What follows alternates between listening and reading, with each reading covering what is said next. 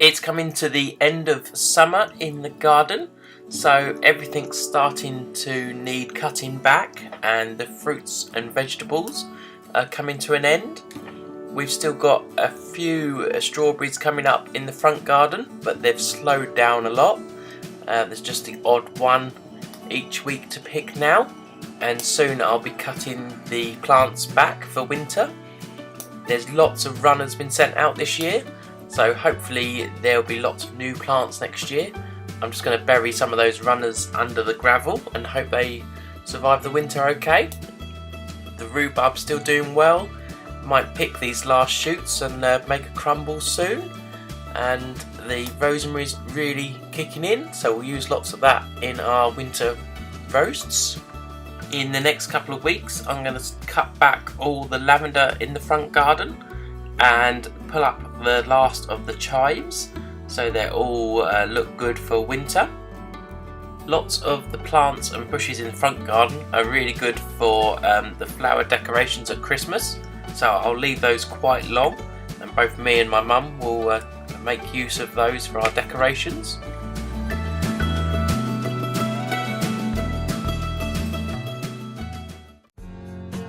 In the back garden, the fruits and vegetables are still going strong. We've got lots of lettuce still growing, which we've been using as sort of micro veg, just cutting off some of these and letting them grow again. And the courgettes are doing really well. We've still got a few more to eat, although we're probably coming to the end now. The plants are starting to look a bit bedraggled, and there's a bit of mildew on a couple of the plants. But we've got 2 smaller courgettes to eat, which we're going to eat this week, and there's quite a large marrow. One of them has continued growing, and I didn't spot it under some of the leaves, so it's grown quite large. It's probably about 40 centimeters long, maybe bigger than that. So yeah, we'll use that soon. And the grapes are doing really well. They're starting to turn red. So we'll start eating those when they've all turned. Only had this fruit on this plant a couple of years, so it's the first year we've really eaten a lot of them, but there seems to be loads on the plants. The mint is doing really well still. It's all grown up quite a lot this year, and there's lots of nice little purple flowers on the plants. Still smelling really good as you brush past them to the shed, and hopefully we'll be able to make a bit more use of that mint for another few weeks to come. A few weeks ago I planted this rose that we've had for quite a few years up against the shed, and it's doing really well. It's come out in flower, and this is another one that we were given.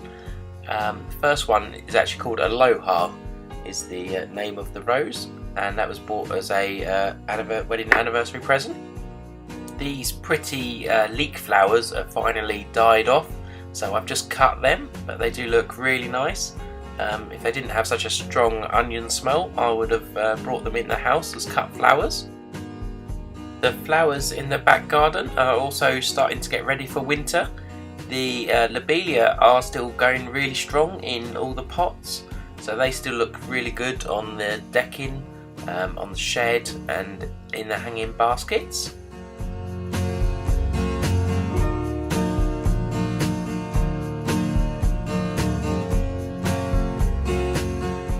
As in the front garden, the 2 lavender bushes in the back garden need cutting back as well now, and that always makes a really nice smell in the air, so I'll do that in the next few weeks, as well as cutting back the trees.